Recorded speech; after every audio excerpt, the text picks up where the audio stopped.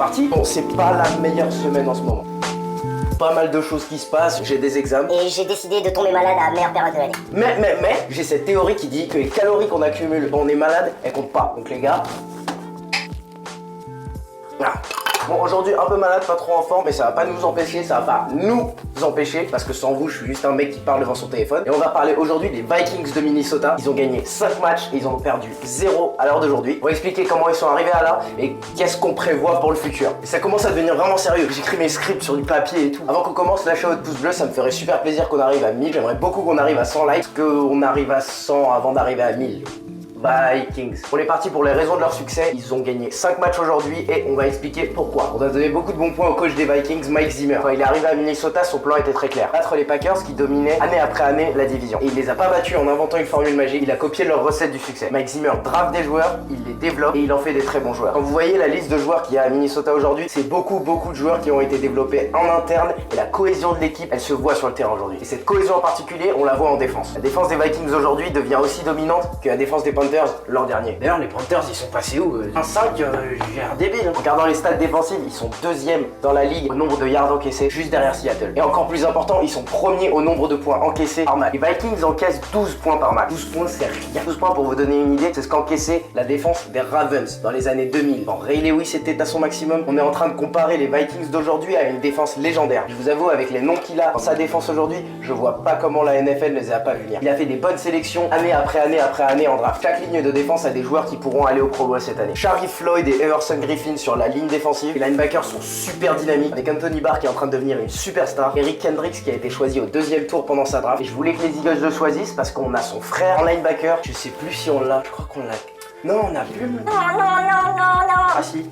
On l'a. Donc particulièrement lui, j'aurais bien aimé que mes Eagles le prennent parce qu'on a son frère Michael Kendricks qui joue chez nous et pour aider à faire grandir ces jeunes linebackers, ils ont toujours Chad Greenway toujours là et c'est le cerveau de cette défense. Et à l'arrière, il y a encore du monde. Xavier Rhodes, Xavier Rhodes en français. Harrison Smith qui est un des meilleurs safety de la NFL juste avec Earl Thomas, Terrence Newman qui est un peu l'ancien mais qui fait toujours très bien son job, et Trey Waynes qui a été sélectionné il y a une draft, qui est super athlétique, il doit encore faire ses preuves en NFL mais il montre ses capacités match après match après match. Et une dernière raison de leur succès, c'est les sacrés trips qu'ils ont eu pour envoyer aux Eagles un choix du 1er tour en échange contre Sam Bradford. Quand leur quarterback Teddy Bridgewater s'est blessé juste avant la saison, on avait peur que les Vikings oublient cette saison, jouent avec un quarterback nul et passent directement à 2017. Et il a fallu des trips et ils ont été très critiqués pour avoir envoyé un 1er tour draft aux Eagles pour récupérer Sam Bradford. Et aujourd'hui, à 5 victoires et 0 défaites, tous les médias qui les ont critiqués s'en mordent les doigts. Imaginez la pression qui a été dans les bureaux de Minnesota entre le moment où Bridgewater s'est blessé et une semaine après où Sam Bradford est arrivé. A dû courir et crier dans les bureaux. Aujourd'hui, ça paye, donc on peut juste leur dire félicitations. Autour de Sam Bradford, quelques joueurs sont les raisons du succès des Vikings. On aime beaucoup ce que Stephen Diggs fait. Maintenant, Adrian Peterson est blessé. Il y a running back derrière lui, tiennent la baraque. Et c'est là où on se dirige sur les points qui nous inquiètent un peu pour les Vikings. Après 6 semaines en NFL, les Vikings font partie des pires attaques de la ligue. Ils gagnent en moyenne 302 yards par match. Il y a que 2 équipes qui font moins bien, Los Angeles et San Francisco. Et c'est pas un groupe parmi lesquels tu veux faire partie, c'est pas français ce que j'ai dit, vous comprenez. Tu ne veux pas que ton équipe soit comparée à San Francisco ou à Los Angeles. C'est juste pas bon. Par contre, pour le nombre de points par match, ils sont 14e dans la ligue. Ça, c'est pas le résultat d'une bonne attaque. Quand vous regardez les matchs, c'est la défense qui leur donne des possessions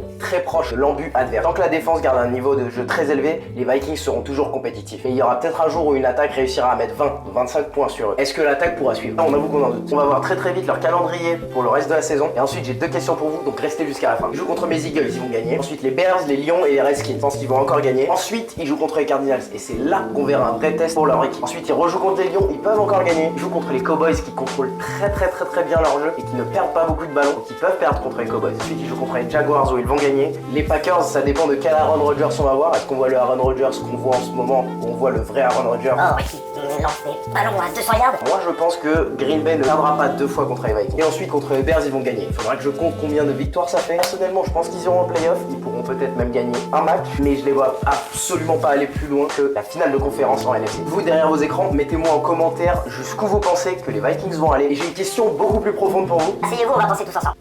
Imaginons les Vikings arrivent en playoff, ils gagnent un match ou 2. On s'en fiche qu'ils aillent au Super Bowl ou pas. Sam Bradford a gardé une performance plutôt bonne et Teddy Bridgewater a une très grosse blessure au genou. On sait pas dans quel état il va revenir. Vous êtes à la place du management des Vikings. Qu'est-ce que vous faites avec vos 2 quarterbacks? Est-ce que Teddy Bridgewater reste le futur de cette équipe et vous le remettez en 2017 ou vous continuez avec Sam Bradford qui est chaud? Personnellement, je trouve qu'il y a beaucoup d'équipes en NFL qui ont besoin d'un quarterback et qui lanceront des millions et des millions de bons joueurs et des choix de draft et beaucoup de choses pour avoir l'opportunité d'avoir un quarterback. Le problème, c'est que Teddy Bridgewater, en revenant avec son genou, il aura perdu beaucoup de valeur. Donc si Sam Bradford a fait une performance assez bonne, je le vends pendant qu'il est chaud. Comme un trader à Wall Street. Je l'échangerai à une équipe qui est désespérée d'avoir un quarterback. AKA les Jets, AKA Houston, AKA les Browns. Les Browns, le pauvre. En tout cas, c'est ce que moi je pense. Dites-moi dans les commentaires ce que vous feriez pendant l'intersaison qui va venir pour les Vikings. Aujourd'hui, c'est tout pour moi. Je vous remercie beaucoup d'avoir regardé cette vidéo. On se retrouve dès mercredi prochain, 18h, pour plus de NFL, plus de NBA. Enfin, je dis NBA, mais je vous jure, on va sortir des vidéos de basket. Mais là, parler de la pré-saison, c'est chiant. En tout cas, merci beaucoup d'avoir regardé. Mettez un pouce bleu, mettez un commentaire sur ce que vous avez pensé de cette vidéo. On se voit à la prochaine. Allez, ciao!